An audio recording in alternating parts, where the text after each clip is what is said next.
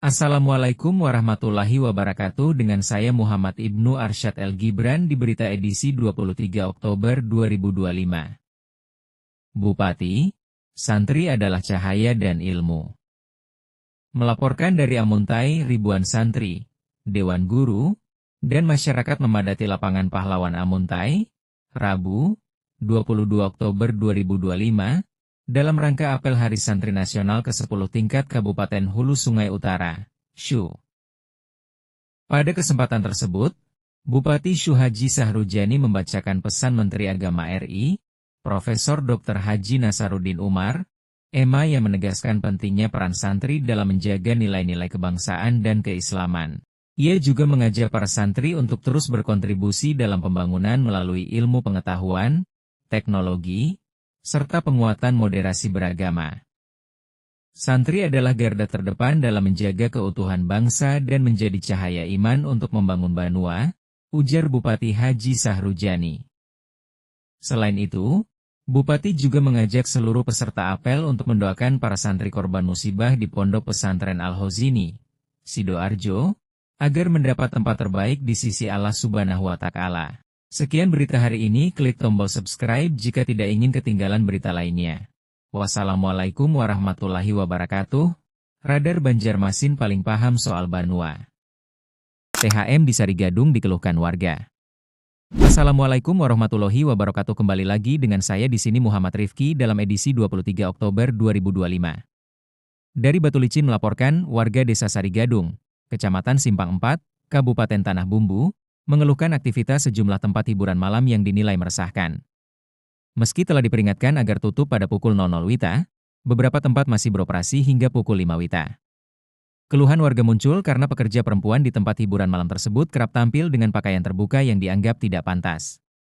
Kondisi ini dinilai tidak sesuai dengan norma masyarakat setempat, sehingga warga berharap aktivitas tersebut segera dihentikan. Hal itu disampaikan Kepala Desa Sarigadung bersama perangkat desa dan para ketua RT dalam rapat dengar pendapat dengan gabungan Komisi DPRD Tanah Bumbu, Rabu 22 Oktober. Sebagai bentuk keberatan, warga juga telah mengumpulkan tanda tangan untuk disampaikan kepada pemerintah daerah dan DPRD Tanah Bumbu. Anggota DPRD Tanah Bumbu, Said Ismail Holil Alaidrus, membenarkan adanya keluhan masyarakat terkait keberadaan tempat hiburan malam di Desa Sarigadung. Ia mengatakan telah menerima laporan dari warga yang meminta agar aktivitas tersebut segera ditutup. Selain tidak memberikan PED bagi daerah, tempat itu justru menimbulkan banyak mudarat, ujarnya. Meski demikian, Said Ismail meminta agar pemerintah daerah berkoordinasi dengan Dinas Sosial Tanah Bumbu karena di lokasi tersebut terdapat sejumlah pekerja yang perlu mendapat perhatian. Kami meminta dalam waktu sesingkat-singkatnya agar tempat itu segera ditutup, tambahnya. Berdasarkan data Satpol PP Tanah Bumbu, terdapat 21 tempat hiburan malam yang beroperasi di salah satu kawasan Desa Sarigadung. Sebagian besar pekerjanya bukan warga setempat. Satpol PP telah beberapa kali memberikan peringatan dan melakukan sosialisasi kepada pengelola tempat hiburan malam. Namun hingga kini sebagian tempat masih beroperasi. Beberapa di antaranya beraktivitas dengan kedok berjualan kopi dan tempat karaoke. Tetapi menurut Satpol PP, sebagian justru diduga menjadi lokasi praktik prostitusi. Dalam waktu dekat, Satpol PP berencana melakukan penutupan tempat hiburan malam tersebut sebagai tindak lanjut keluhan warga. Begitu saja siaran saya hari ini. Jangan lupa like, comment, and subscribe Radar Banjarmasin Premier. Radar paling paham soal Banua. Wassalamualaikum warahmatullahi wabarakatuh. Perkenalkan, nama saya Muhammad Rifki Ridhani. Di sini saya akan membawakan berita yang berjudul Bangun Daerah Berbasis Data.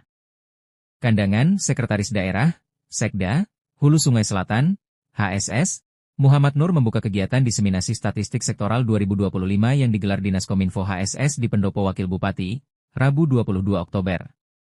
Mengusung tema, Membangun Desa, Menata Kota Melalui Data, kegiatan ini bertujuan meningkatkan kesadaran akan pentingnya data sektoral dalam mendukung kebijakan pembangunan berbasis data. Kepala Bidang Persandian dan Statistik Diskominfo HSS, Nani Yuniarti, menyebut kegiatan ini bagian dari upaya memperkuat literasi statistik sektoral dan mendorong penerapan program Satu Data Indonesia di daerah.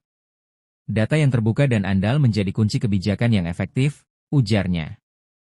Sekda Muhammad Nur menegaskan bahwa data merupakan fondasi utama dalam perencanaan pembangunan yang tepat sasaran. Tanpa data akurat, kebijakan hanya berdasar asumsi.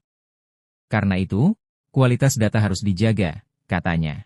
Pemkab HSS berharap diseminasi ini mampu menumbuhkan budaya kerja berbasis data dan memperkuat kolaborasi antar instansi untuk mewujudkan pembangunan yang transparan dan berkelanjutan.